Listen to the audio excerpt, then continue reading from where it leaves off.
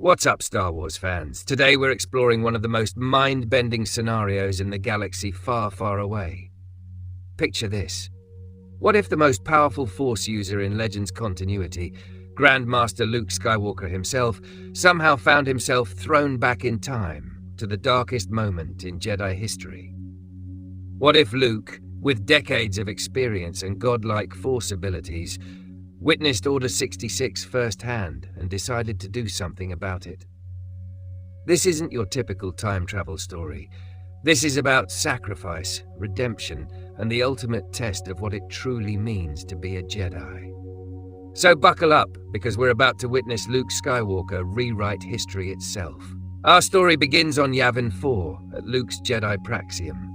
After decades of rebuilding the Jedi Order, Grand Master Luke has become something beyond what even Yoda was in his prime.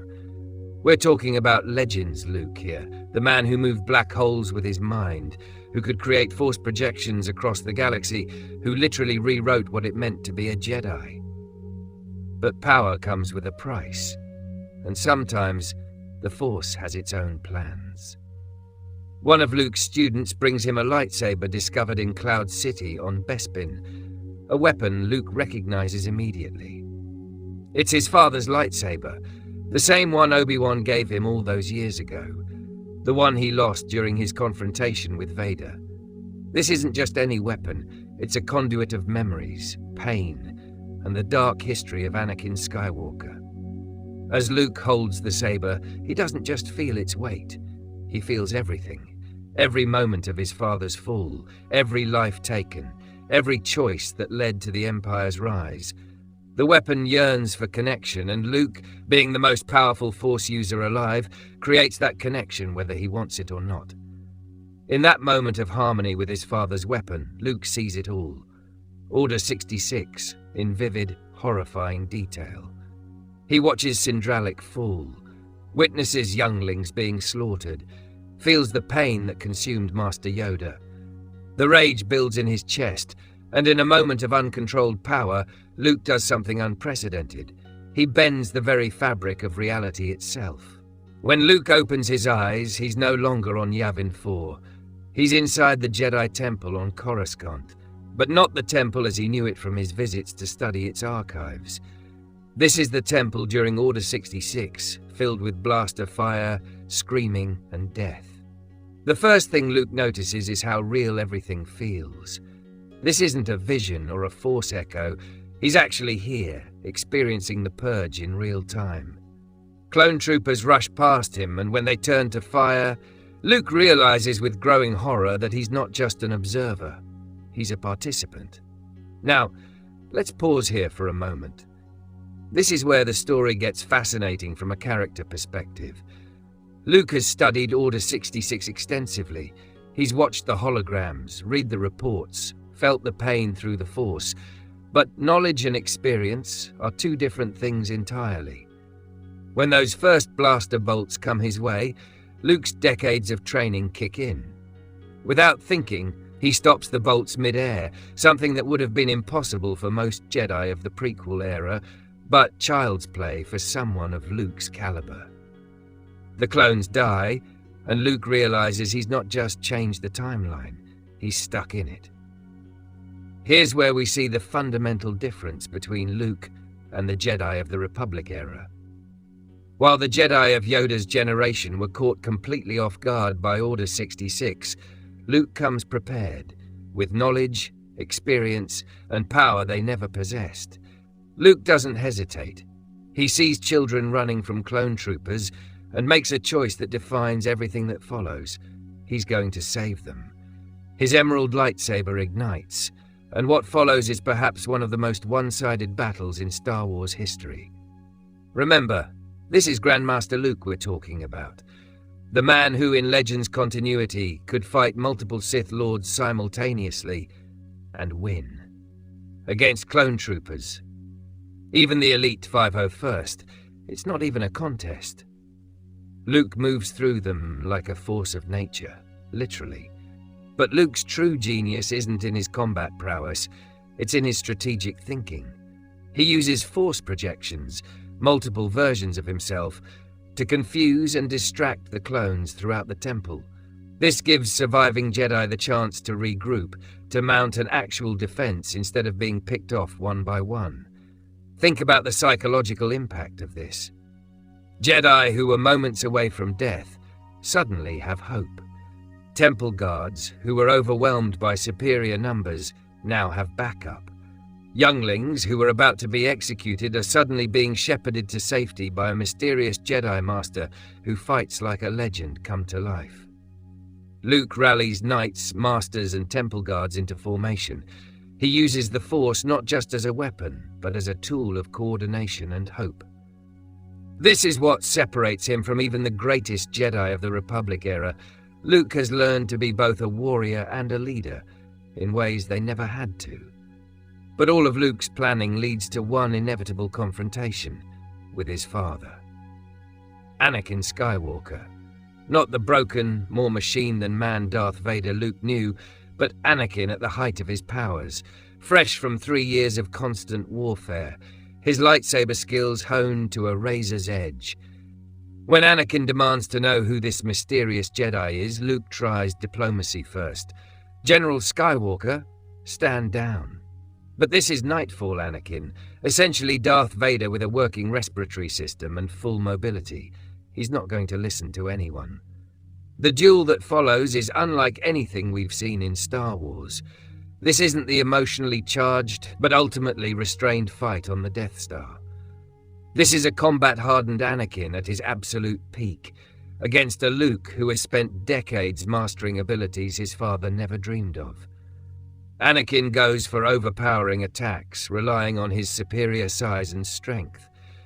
But Luke has learned something his father never did. Patience and precision trump raw power every time. Luke weaves around his father's strikes, using his smaller frame as an advantage rather than a weakness. The symbolism here is incredible. Anakin represents the old way of doing things, emotion-driven, powerful, but ultimately destructive. Luke represents what the Jedi could become, controlled, wise, but no less formidable. When Luke finally gains the upper hand, cutting off Anakin's mechanical hand in a parallel to their original encounter, he does something that defines his entire character. Instead of finishing the fight with violence, he uses the Force to implant memories directly into Anakin's mind. What follows is perhaps the most emotionally devastating moment in the entire scenario. Luke shows Anakin everything: Padme's funeral, the slaughter of innocents, the destruction of Alderaan, the decades of suffering caused by Darth Vader. But more than that, Luke shows him the personal cost. He shows Anakin what it's like to grow up without a father, to carry the burden of his legacy, to have to redeem a man who was considered irredeemable. When Anakin demands to know what Luke is, the answer is simple but profound. I am your son. Luke explains briefly how he came to be here, but more importantly, he explains what Anakin's choices cost the galaxy. This scene is crucial because it shows us something we've never seen before. Anakin Skywalker confronted with the full consequences of his actions before it's too late to change them. In the original timeline, Anakin only learned the truth about Luke when redemption seemed impossible. Here, he's forced to confront it when he still has the power to choose differently. Luke doesn't sugarcoat it. He tells his father that his fear became a burden for billions, that his inability to accept loss led to losses beyond imagination. But Luke also offers something Anakin has never had: genuine understanding and forgiveness. Here's where the story reaches its emotional and philosophical core. Luke realizes that by intervening, he's changed everything. The Emperor's hand, Mara Jade, might never join the Empire. Padme might live and raise the twins together. The entire galaxy Luke knows might cease to exist. Luke faces a choice that perfectly encapsulates what it means to be a Jedi. He might lose his son Ben, his wife Mara, his entire life's work, but he could save billions of lives that haven't been destroyed yet. This is the ultimate test of the Jedi Code. The needs of the many outweigh the needs of the few. It's easy to say. harder to live by, and almost impossible to choose when the few includes everyone you love most. But Luke makes the choice that defines him as the greatest Jedi who ever lived. Even with attachments, his love for his family, his dedication to his students, Luke chooses to save the galaxy rather than preserve his own timeline. He turns to Anakin with a broken but determined smile and says they're going to destroy the Emperor, even if it costs both their lives. This moment shows us why Luke succeeded where Anakin failed. Both had attachments, both loved deeply, but Luke learned to love the galaxy more than he feared losing those closest to him. Luke's next actions show his mastery not just of the Force, but of leadership. He organizes the evacuation of over 1,000 surviving Jedi to Yavin 4, the same moon that would later house his own Jedi Academy. The symbolism is perfect, the birthplace of the new Jedi Order, saving the remnants of the old. Luke has thought this through. He's redirected the clone communications through Commander Appo's helmet, meaning their calls for reinforcements are going to an unconscious clone. It's strategic, efficient, and shows the kind of tactical thinking that made Luke a great leader, not just a great warrior. The father and son then commandeer a ship and head for the executive building. The silence between them during this journey speaks volumes.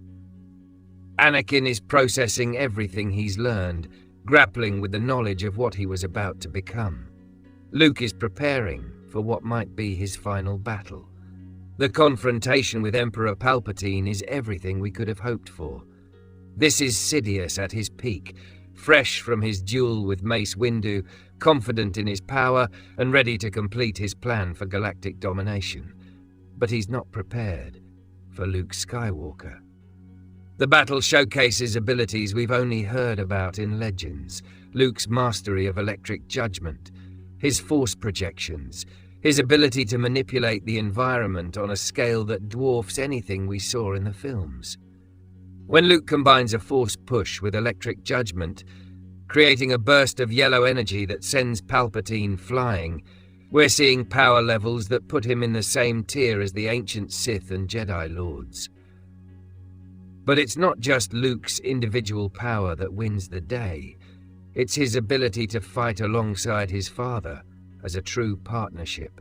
While Anakin is weakened by the loss of his mechanical hand, he's fighting for redemption rather than power. And that makes all the difference. The moment when Luke traps Palpatine by pulling the walls from the exterior of the building shows the kind of creative force use that separates him from other Jedi.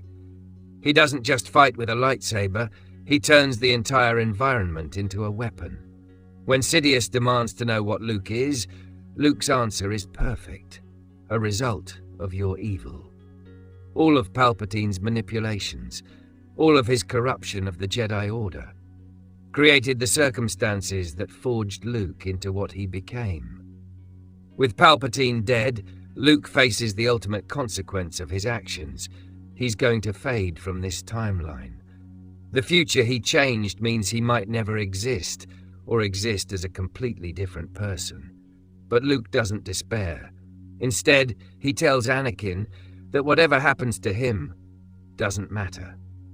Anakin now has the chance to make right his mistakes, and Luke believes in him because he's seen both the worst and the best of what his father can become. The embrace between father and son is heartbreaking because it's both their first and last meaningful moment together. Luke is saying goodbye to a father he barely knew, but still loved enough to sacrifice everything for. But Luke's not done. In his final moments, he does something that ensures his sacrifice will have lasting meaning. He finds Master Yoda on Kashyyyk and imparts all of his memories and experiences to the Grand Master. This scene is profound because it represents the fulfillment of the Jedi way, passing on what you have learned. Luke teaches Yoda everything he discovered, about the Force, about love, about attachment, and about what the Jedi Order could become. Luke's final lesson to Yoda is revolutionary. Attachment isn't the enemy of the Jedi. Unhealthy attachment is. The love Luke felt for his family, properly guided, made him a better Jedi, not a worse one. The Force itself is love that encompasses the galaxy, and the Jedi should embrace that, rather than fear it. This creates a new timeline where the Jedi Order evolves, rather than stagnates. Yoda, armed with Luke's memories and wisdom, helps Anakin and Padme through their relationship struggles. The twins grow up with both parents. The galaxy enters an era of peace and prosperity. And in perhaps the most beautiful twist of fate, Luke still meets Mara Jade. They grow up together as younglings in this new Jedi Order, eventually becoming partners in an era of peace and love that Luke's sacrifice made possible. The story comes full circle. Luke's willingness to lose everything to save everyone results in him getting a better version of what he sacrificed. Not the same life, but a better one. This story represents everything that makes Luke Skywalker a truly great Jedi. He has all the power in the galaxy, but he uses it in service of others. He faces the ultimate test of attachment versus duty and chooses duty without losing his capacity for love. Most importantly, Luke succeeds where the Jedi of the Republic era failed, by learning from their mistakes rather than repeating them. He shows us that the Jedi Code isn't about suppressing emotion, it's about channeling it constructively. The irony is perfect. Luke, the Jedi who proved that love and attachment could coexist with being a Jedi, saves the galaxy by being willing to sacrifice those very attachments. He embodies the best of both the old and the new ways. In the end, this story asks us a fundamental question. What would you sacrifice to save everything you hold dear? Luke Skywalker gives us the ultimate answer, everything, because that's what it means to be a Jedi. May the Force be with you, and may we all find the courage to make the hard choices when they matter most. Thanks for watching. Let me know in the comments what you think about this timeline. Would Luke's sacrifice have been worth it? What other scenarios would you like to see explored? Don't forget to like and subscribe for more Star Wars content. And remember, the needs of the many outweigh the needs of the few. But sometimes one person